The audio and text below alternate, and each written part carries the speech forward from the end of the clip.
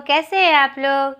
आज के इस प्रीता पहचान क्लासेस में मैं लेके आई हूँ किसलय भाग 2, जो हमारे मेन हिंदी में क्लास 7 के बच्चों का है और क्लास 9th में NRB उर्दू के बच्चों का। ठीक है, तो class 9th NRB Bihar board, जो क्लास 7 की मेन हिंदी की किताब चलती है, पाठ 10 कुंभा का आत्म बलिदान।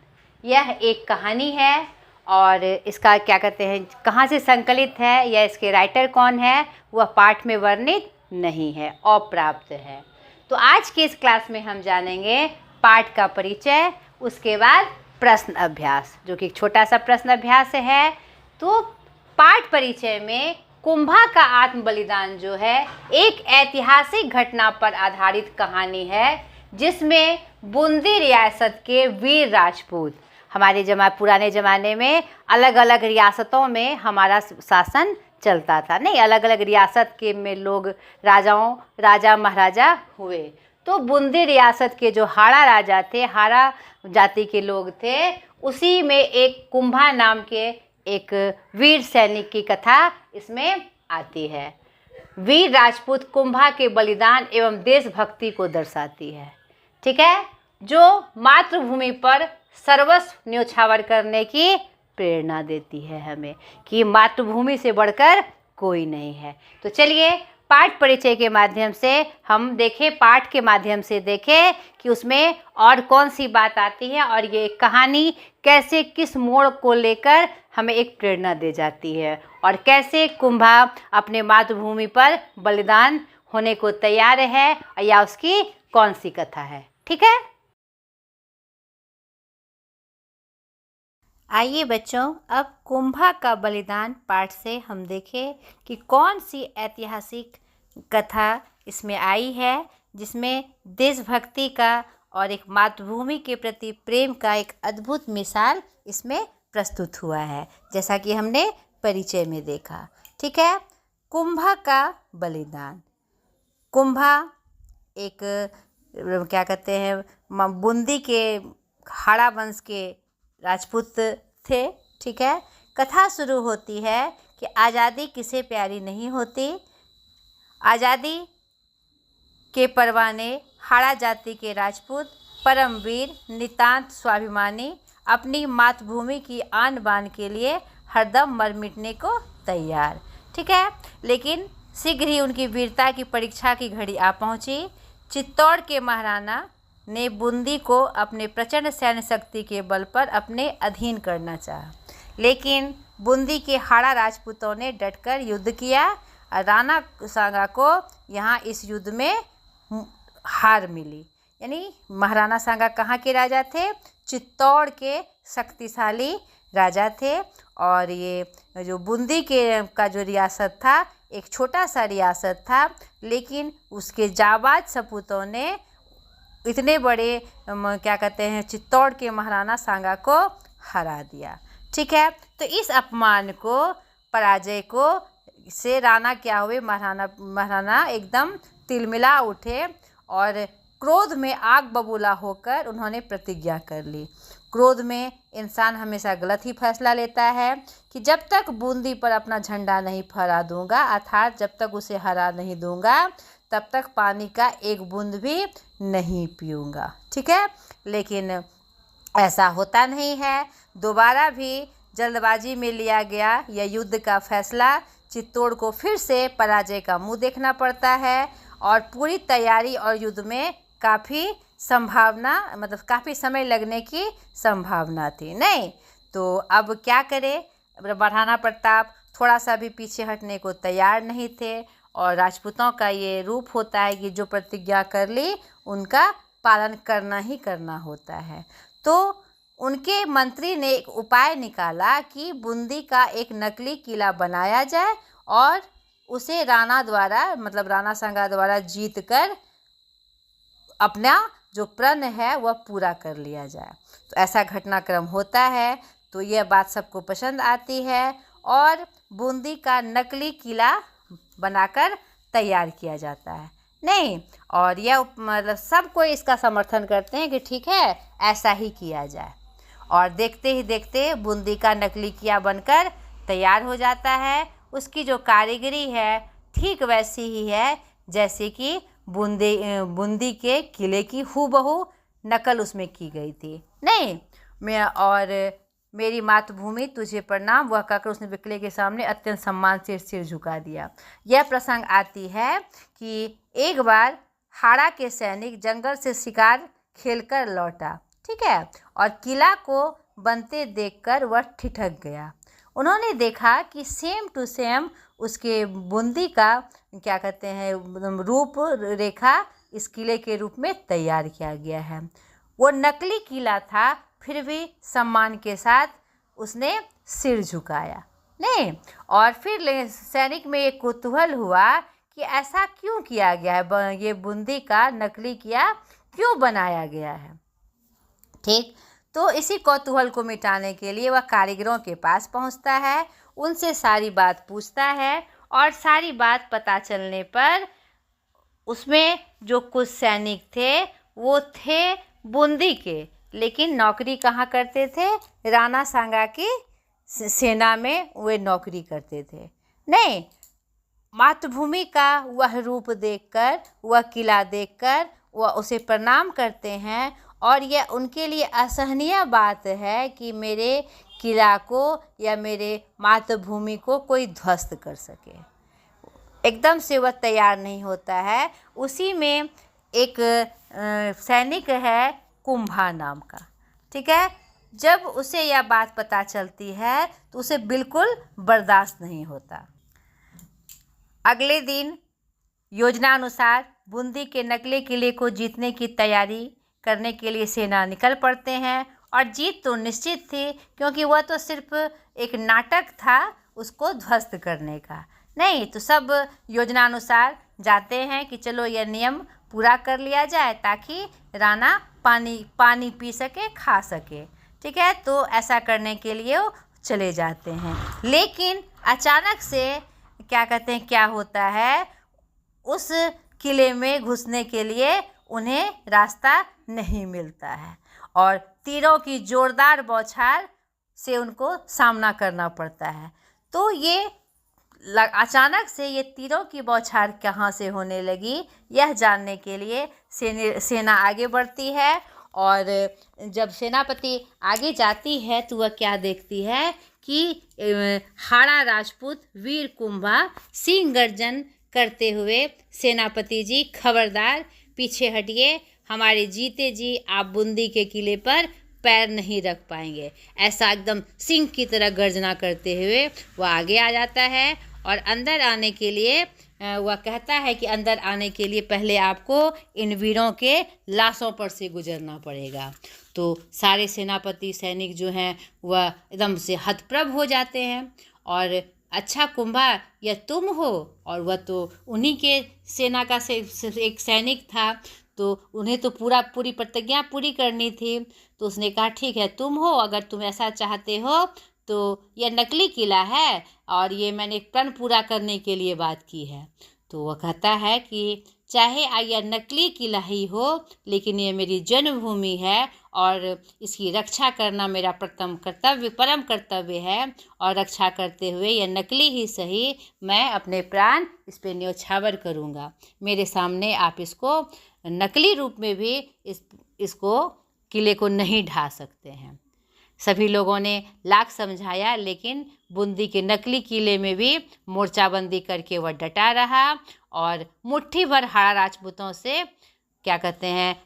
डटकर उसका सामना किया और झुकने को तैयार नहीं हुआ। अंत में युद्ध हुआ और एक बेमेल मुकाबला, कहाँ राणा सांगा की इतनी बड़ी सेना और कहाँ हाड़ा कुंभा के नेतृत्व में लड़ने वाले 20-25 देशभक्त की टोली, ठीक है। उस नकली भूमि के प्रति, किले के मातृभूमि के प्रति भावना को रखते हुए सभी उसकी रक्षा करते हुए मर मिटे। तो यहाँ पर इसके माध्यम से यह संदेश प्राप्त होता है कि वह सब कुछ जानते थे।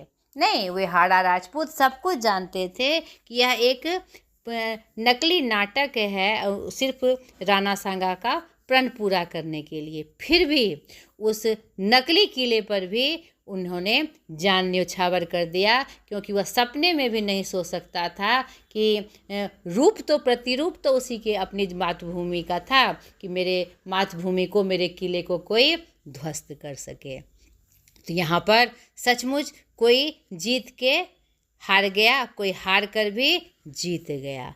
यहाँ कुंभा की हार तथा उसका आत्म बलिदान किसी शानदार जीत से भी अधिक महत्वपूर्ण था। तो यही कथा इस कुंभा के आत्म बलिदान में आती है। वह अपनी मातृभूमि पर खुद को बलिदान कर देता है, जो कि देशभक्ति की एक बहुत बड़ी मिसाल है। तो यही इसका सार था, इस कहानी का सार था, जो कि आपको समझ में आया। तो प्रश्न अभ्यास बनाने से पहले आप पूरे पाठ को पहले अच्छे से पढ़ लेंगे, ताकि सारे चरित्र आपके सामने होंगे, जो प्रसंग है और कैसे कैसे आपके सामने आएगा वो आपको पता चल जाएगा। तो चलिए अब हम प्रश्न अभ्यास की तरफ चले, जो कि एक छोटा सा प्रश्न अभ्यास है। दिए गए शब्दों को पाठ से, पहला, दिए गए शब्दों को उपयुक्त स्थान से भरिए। यानी मैंने आपको क्यों कहा ये पढ़ने के लिए, आप पाठ को जानेंगे, समझेंगे, तभी पंक्तिबद्ध आपको उसका ज्ञान होगा और आप उसको पूरा कर पाएंगे। राणा कहाँ का रहने वाला था? चित्तौड़ का रहने वाला था। तो क नंबर में क्या होगा? चित्तौड़। बूंदी का नकली किला बनाया जाने लगा, नकली किला बनाया जाने लगा। दूसरे में क्या होगा? ख में नकली। कुछ हाड़ा राजपूत राणा सेना में क्या थे? सैनिक थे। यहाँ हमने प्रसंग में देखा अभी सैनिक थे, यहाँ पर सैनिक हो जाएगा ग नंबर में। घ नंबर, मंत्री ने सुझाव दिया कि बूंदी का एक नकली किला बनाया जाए। घ नंबर में क्या हो जाएगा? मंत्री। और वीर कुंभा कहाँ का था? बूंदी का राजपूत था, यहाँ पर बूंदी हो जाएगा। और नंबर में बूंदी, यहाँ पर जो अंकित है वह गलत है, तो यहाँ पर बूंदी का सपूत हो जाएगा। दूसरा प्रश्न, हाड़ा राजपूतों की राणा से नाराजगी का क्या कारण था? हाड़ा राजपूतों की राणा की नाराजगी कारण यही था कि वह बेवजह उनके रियासत पर अपना कब्जा करना चाहता था, और छोटी सी रियासत थी, लेकिन क्या कहते हैं, राणा सांगा के मंसूबों पर वह क्या कहते हैं पानी फेरना चाहती थी, उसे पसंद नहीं करते थे। और नाराज़गी सबसे ज़्यादा यह थी कि क्या कहते एक बार हार मानने के बाद भी, हार खाने के बाद भी वह सिर्फ अपना प्रण पूरा करने के लिए नकली किला बनाकर उसको ध्वस्त कर रहा था। यह बातें हाड़ा के राजपूतों को गले नहीं उतरी और वे उससे नाराज हो गए। तीसरा, अपनी हार से क्रोधित हुए राणा ने अचानक क्या प्रतिज्ञा कर डाली? तो हमने देखा प्रसंग में, अपनी हार से क्रोधित हुए राणा ने अचानक क्या प्रतिज्ञा कर ली कि जब तक बूंदी पर अपना झंडा नहीं फहरा दूंगा, अर्थात उसे हरा नहीं दूंगा, तब तक एक बूंद पानी भी नहीं पीऊंगा। ठीक है, उन्होंने यही प्रतिज्ञा कर डाली। चौथा, राणा की प्रतिज्ञा तुरंत पूरी किए जाने में क्या कठिनाई थी? तो राणा की प्रतिज्ञा तुरंत पूरी किए जाने में यह कठिनाई थी कि बूंदी छोटा सा राज्य था, लोग उसे चुटकियां बजाते तो जीता नहीं जा सकता था, क्योंकि वहाँ के जो सैनिक थे बहुत ही वीर थे और एक बार चित्तौड़ को पराजय का मुंह देखना पड़ा था। ये जरूरी नहीं था कि दूसरी बार भी वह जीत जाए। ठीक है, इसीलिए तुरंत राणा की प्रतिज्ञा पूरी करने में कठिनाई थी। पांचवा, बूंदी का नकली किला क्यों बनाया गया? तो हमने प्रसंग में देखा कि बूंदी का नकली किला इसलिए बनाया गया कि दोबारा राणा अपनी प्रतिज्ञा से तिल भर भी डिगने को तैयार नहीं था। वह दोबारा भी उसे मुंह की खानी पड़ी, यानी पराजय का मुंह देखना पड़ा। तो क्या किया गया, सोच विचार कर उसके जो मंत्री थे उसने एक उपाय सुझाया कि बूंदी का नकली किला बनाया जाए और राणा उसे जीतकर अपनी प्रतिज्ञा पूरी कर ले और फिर अन्न जल ग्रहण कर ले। नहीं, अब बाद में भली भांति तैयारी करके बूंदी का असली किला जीता जाएगा। तो इसी प्रतिज्ञा को क्या पूरी करने के लिए बूंदी का नकली किला बनाया गया। छठा, प्रस्तुत पाठ से हाड़ा कुंभा के किन किन गुणों का पता चलता है? तो प्रस्तुत पाठ में हमने देखा कि हाड़ा क्या था। प्रस्तुत पाठ से इस प्रश्न का उत्तर हम कैसे करेंगे? प्रस्तुत पाठ से हाड़ा कुंभा के निम्न गुणों का पता चलता है। पहला, हाड़ा कुंभा जो था वह एक बहुत बड़ा देशभक्त था। दूसरा, वह बहुत वीर था, क्योंकि इतनी बड़ी राणा सांगा के सैनिकों के सामने वह अकेले सिंह गर्जन करते हुए खड़ा हो गया। नहीं, तीसरा, वह अपने देश के प्रति बिल्कुल समर्पित था, वीर योद्धा था वो। ये सब गुण हाड़ा कुंभा में थे। पाठ से आगे, कुंभा की हार राणा की जीत से भी शानदार थी। कैसे? तो कभी कभी ये बात एकदम चरितार्थ होती है कि कभी कभी हम हार कर भी जीत जाते हैं। यहाँ कुंभा की हार मिसाल थी उसके बलिदान और देशभक्ति के लिए। पूरे इतिहास में यह साबित हो गया कि अपने देशभक्ति के कारण, अपनी मातृभूमि पर बलिदान के होने के लिए हम कोई भी कंडीशन नहीं देखते। नहीं, कोई भी प्रकार का क्या हमारे सामने आ रहा है यह नहीं देखते। यहाँ कुंभा हार गया, लेकिन जिस वीरता से वो इतनी बड़ी सेना के सामने डटकर खड़ा हो गया, वह भी अपनी मातृभूमि के सम्मान के लिए, इससे वह हार कर भी क्या हुआ? जीत गया। ठीक है।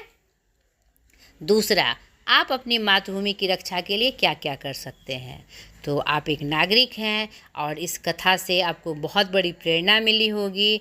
तो आप अपनी मातृभूमि की रक्षा के लिए क्या क्या कर सकते हैं, वह आप अपने 2-3 पॉइंट्स में बताना है आपको। तीसरा, हाड़ा कुंभा की किस बात ने आपको सबसे ज़्यादा प्रभावित किया और क्यों? तो यह स्पष्ट है, सभी को इस बात से प्रभावित होंगे कि हाड़ा कुंभा की कौन सी बात, यानी कि वो किसका सैनिक था? राणा का सैनिक था। लेकिन मातृभूमि के सम्मान की बात जब आई तो वह नकली प्रसंग में भी, जहाँ पर वह जानता था कि यह खाली प्रण को पूरा करने के लिए यह किले को ध्वस्त किया जा रहा है, फिर भी वह उसके सामने, उन सेनाओं के सामने सिंह गर्जन करता हुआ खड़ा हो गया। तो यह मातृभूमि के प्रति जो उसका असीम प्रेम था, इसने मुझे बहुत प्रभावित किया। नहीं, और क्योंकि मातृभूमि से प्रेम के साथ और कोई दूसरा रूप इसमें प्रस्तुत नहीं हो सकता। यानी सबसे बड़ा क्या कर्तव्य क्या है? मातृभूमि की रक्षा करना, चाहे हमारे सामने कैसे भी परिस्थिति आए। ठीक है। चौथा, अगर आपकी ज़मीन पर कोई बलपूर्वक एवं छलपूर्वक कब्जा करना चाहे तो इस समस्या का समाधान आप कैसे करेंगे? आप बताइए, अगर आपकी ज़मीन पर कोई बलपूर्वक या छलपूर्वक कब्जा करे तो आप क्या करेंगे?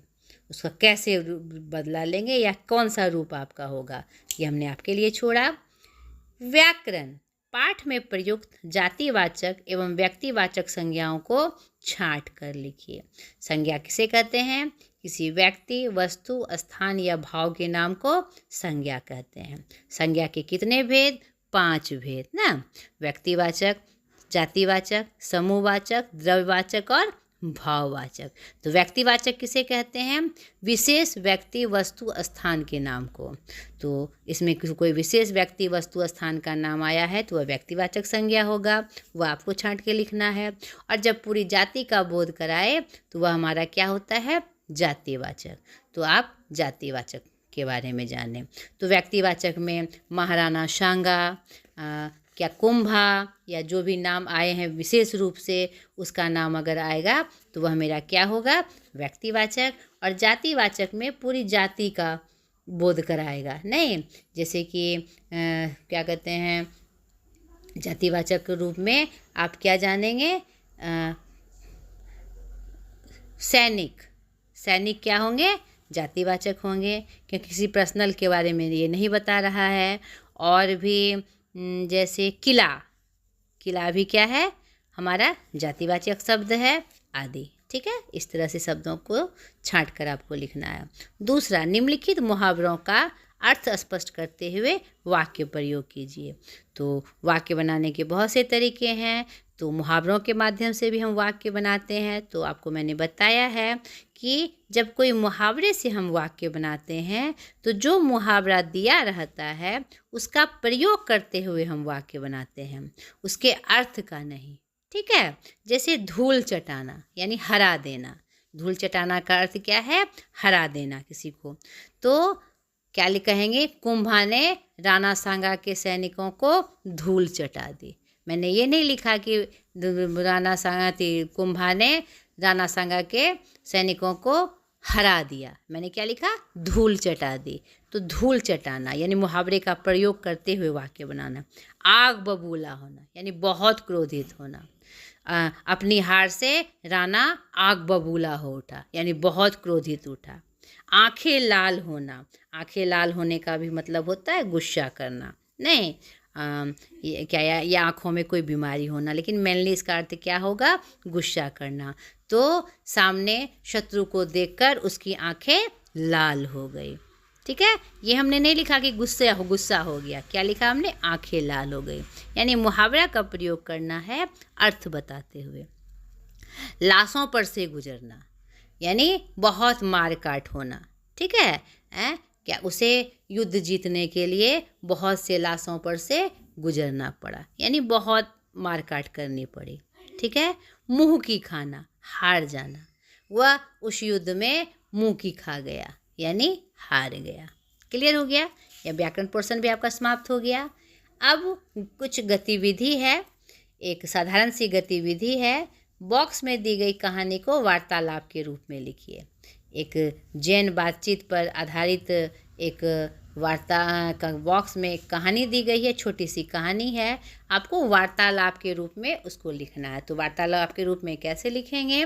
जो यहाँ पर चरित्र आए हैं, जिसका भी यहाँ वर्णन किया गया है, उसको नाम के साथ उसने क्या कहा उसके अनुसार वार्तालाप करते हुए इस कथा को समाप्त करना है।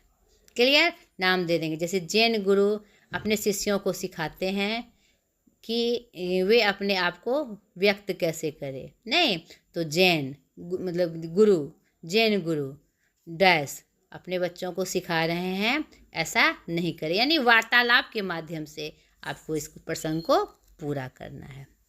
तो यह अभ्यास भी आपका ख़त्म हुआ। आशा करती हूँ ये आपको समझ में आ गया होगा। और ये कुंभा का बलिदान कथा तो अपने आप में बहुत अनुपम थी। इससे आपको प्रेरणा मिली होगी अपने मातृभूमि के प्रति, अपने देशभक्ति के प्रति। नहीं तो आज तक के लिए इतना ही। अगले वीडियो में एक नए पाठ के साथ मैं फिर हाजिर होंगी। बाय।